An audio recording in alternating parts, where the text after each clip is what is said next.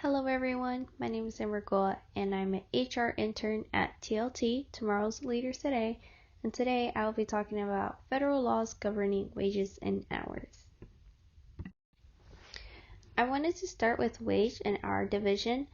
They are responsible for administering various provisions of the Immigration and Nationality Act that extends protections to different types of non-immigrant workers.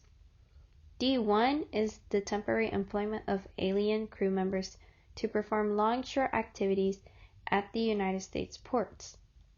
E3 is the temporary employment of foreign nationals from Australia in specialty occupations. H1B is the temporary employment of foreign workers in the U.S. in specialty occupations or as fashion models.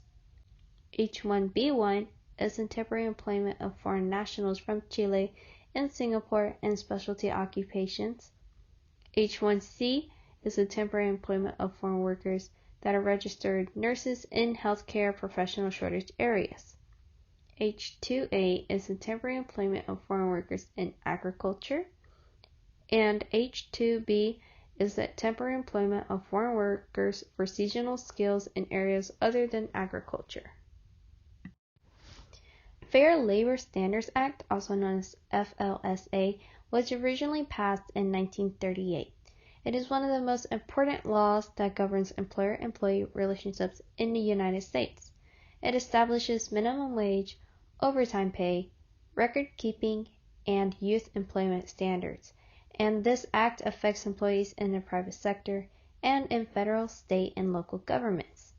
Throughout this PowerPoint, I will be talking about minimum wage, overtime pay, record keeping, and child labor.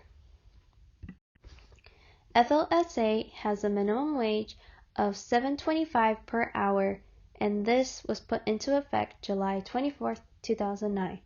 Many states have their own minimum wage laws that are in effect. The minimum wage is mandated by the state and cannot be lower than the federal minimum wage. When an employee is entitled to state and federal minimum wage, they will receive the higher minimum wage that is offered. FLSA Overtime is covering non-exempt employees, and these employees must receive overtime pay for hours that are worked over 40 per work week. The pay rate is 1 1/2 times the regular rate of pay. So for example, a full-time employee is regularly paid $22 per hour, but for overtime they'll be paid $33 per hour. $22 per hour times 1 1/2 times, that will give the result of $33 per hour. And if the employee was to work 42 hours, 2 of those 42 hours would be considered overtime. So those 2 hours would be paid $33 per hour instead of 22. FLSA does not require overtime pay for work on weekends, holidays, or regular days of rest unless overtime is worked on those days. For child labor, there are many restrictions that occur for different age groups. For example, children under 14 cannot work for any employer under any circumstance. Teens from 14 to 15 are allowed to work in non-dangerous jobs and only outside school hours. Teens from 16 to 17 can work anytime, but not in dangerous jobs. And employees that are ages 18 and up are not limited to any work restrictions, such as the number of hours they can work, when they can work, etc. However, there are restrictions that are in place to protect employees, such as Occupational Safety and Health Act, also known as OSHA. Occupational Safety and Health Act, also known as OSHA, the purpose is to ensure employers provide their employees with a safe work environment. This means having an environment that is free from recognized and serious hazards, implementing safety measures. OSHA enforces the law through workplace inspections and investigations. For record keeping, employers are required to display an official poster that outlines the requirements of FLSA. FLSA requires employers to keep track of employee time and pay records. Most employers have pay slips that are available for employees to view at their discretion. Employers can use any form of timekeeping method.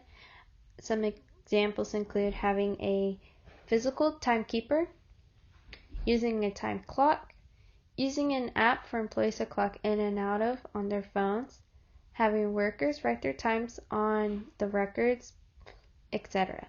Any timekeeping plan is acceptable and valid as long as it is completed and accurate.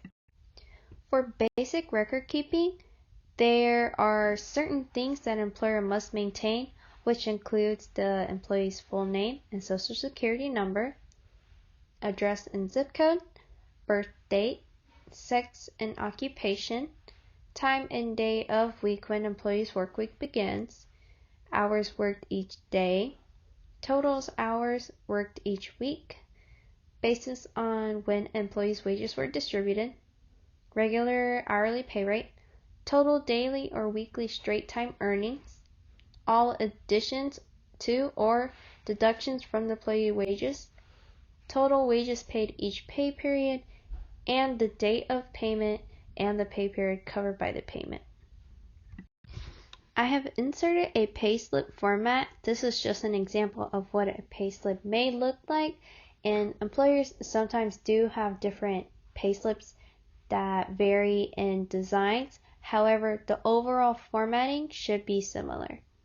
Usually you would have the employee's name and their address with the business that they are working for, with the business's address in the top section of the payslip. There should be a period end and a pay date. There should be a payment section that shows the salary with the rate, hours, and amount that the employee has earned. A deductions and benefits section.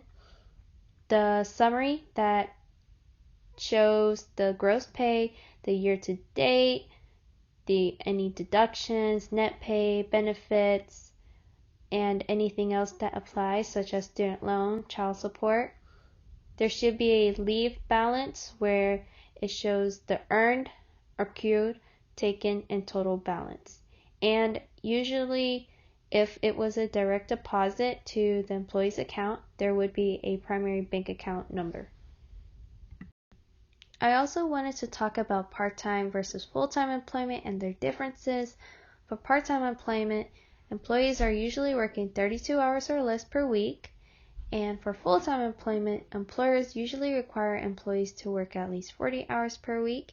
And full-time employees are entitled to benefits like paid time off, also known as PTO, where they can request to have a vacation day essentially, but still be paid a full days of work. Let's say 8 hours is their normal working hours. They would get paid for that without having to be at work.